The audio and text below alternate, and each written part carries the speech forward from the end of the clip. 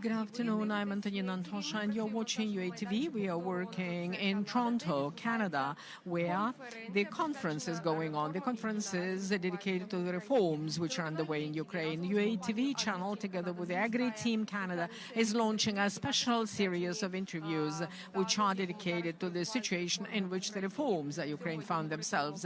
And today we are going to discuss the reform in the media area.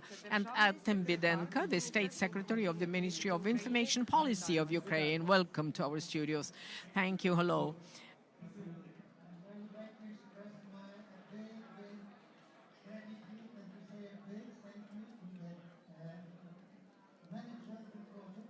Our team has come here to transform a post-Soviet state-owned broadcaster into a modern public broadcasting company to make it important and valuable for the society.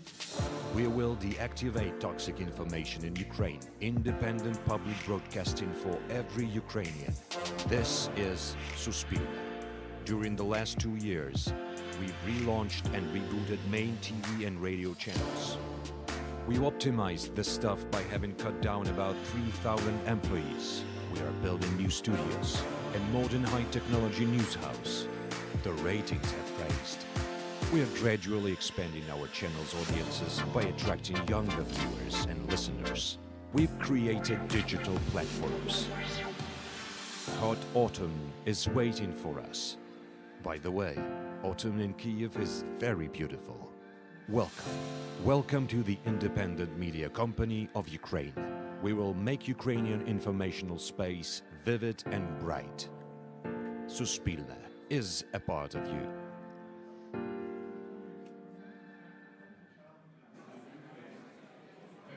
Отже, пане Артеме, знову вітаю вас в нашій студії. Реформа в медіасфері – одна з The reforms in the media area is one of the most important, and I'm not exaggerating it, because the media units are the most important source of providing information to the Ukrainian public. And how does the ministry cope with this task? The key issue is the following. The ministry has not done one thing, and we did not become the Minister of Censorship. When we were created, everybody thought that we will be either the Ministry of Censorship or Corruption, but the ministry has never had a goal like that. The key task which we saw in front of ourselves is the development of independent media, support of the independent media, and development of the media conscious in Ukraine. And a lot has been done in this area, and we have to do even more. And everything which depends on us, and everything which in the scope of our terms of reference is support of the media in the areas which are close to the border, because they are the highest risk for the population. These are the areas where the population gets disinformation, or they get the false information about Ukraine. And this is where the Ukrainian media product is very scarce. I don't mean Ukrainian language product, but Ukrainian product. The other direction of our work is development of international television, and your channel. And this is not a channel, it's a multimedia platform. And it's very important to discuss the messages to the rest of the world. During these 4 years, we have created a lot to create the basis for support of the media, development of the media conscious, and also to give a message to the world what Ukraine is, what Ukraine now is, and what should it be in the future. You were saying about the broadcasting at the areas close to the border, and we face an issue, and there are very few media units which broadcast in the areas which are not under control at present of the Ukrainian government. We are talking about the areas where the pressure of Russia is very high. That's the west of Ukraine. And a media platform could broadcast at the territory of the anti-terrorist operation. Why there is only one source? Well, there are other channels and radio stations which broadcast to these areas, but the state cannot have an influence on the commercial channels. This is their own decision, and they take decisions that take into account technical possibilities and the number of audience. So the first task we have to resolve the infrastructure. We have to develop the transmitters, and we have developed three sites in the east, and also we UATV provided the transmitters, and we have introduced several channels. The state channel UATV has to provide a lot of broadcasting in the east of Ukraine and the areas close to the border. We have listened now and watched the video about the development of the Suspilne TV, which is technically owned by the state, but it has to be present everywhere. And it has to be supported by the UATV, because these are different approaches, different visions. We cannot consolidate them and we cannot compare them. We have to remember that also development of the radio broadcasting has to be developed, not only TV. And Suspilne has to demonstrate their strong position. Also publishing books, advertising, and extension of information in the forms of brochures and flyers. And this is what the ministry is doing at present. A lot is being disseminated in the gray zone, grain area, and also in the occupied areas. But we face quite a big problem. The commercial channels don't want to broadcast in those areas. What the ministry does to get them interested, it's not profitable for them from the commercial point of view. And the ministry cannot do anything about it. The Parliament of Ukraine has to create the laws which will provide the commercially profitable conditions for the commercial channels.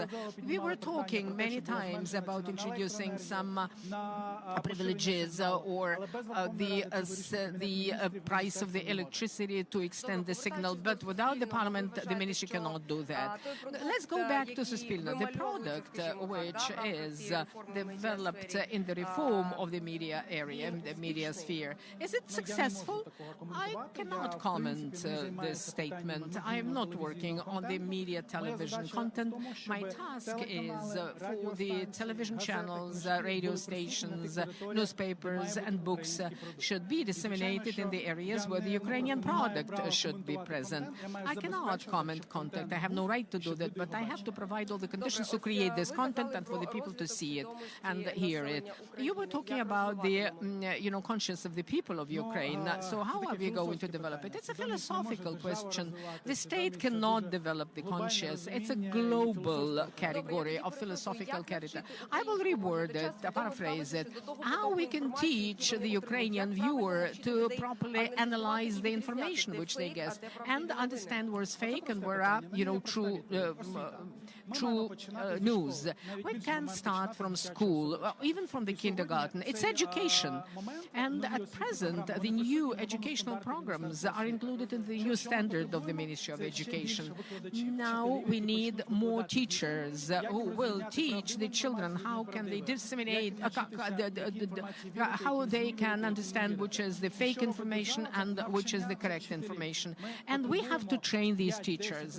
We need 5 to 10 years to create a system of how to teach the children to live in this new information space.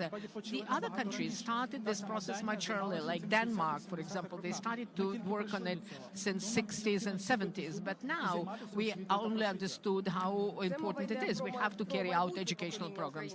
We are talking about the future generations of the Ukrainians, but what we do with the people of my age, from 25 to 40, how do we teach them? We won't be able to teach them within a short period of time. There are no recipes, there are no opportunities to do it, because people really trust the mass media. And if these are not mass media, this will be just gossip. Some people have heard, for example, some gossip about the president in the tramway or a trolley bus, and people start believing it. So education is very important, which we have to start from the early years of childhood. But unfortunately now we cannot impose understanding. We have to explain.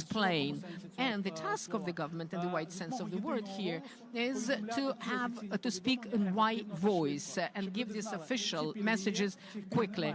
There are privileges, there are no privileges. There is an opportunity to get some permits, and there are no opportunities to get these permits. So there will be no grounds for disseminate fake news. And at present, all Ukrainian mass media at present are affected by the awful mechanism of the the Kremlin propaganda. It's like an ominous cloud over us. But this, cloud is hovering not only over Ukraine, but all over the world. Brexit, American elections in the US. This is a result, to a great extent, of the Russian propaganda. There are a lot of solutions, and first of all, we have to cooperate in this area internationally.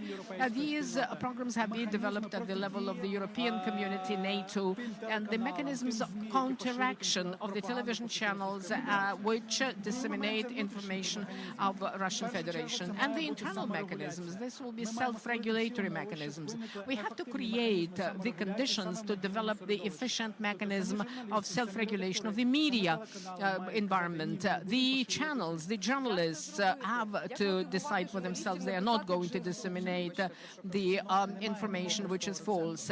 How we have to motivate the journalists not to write the articles to order?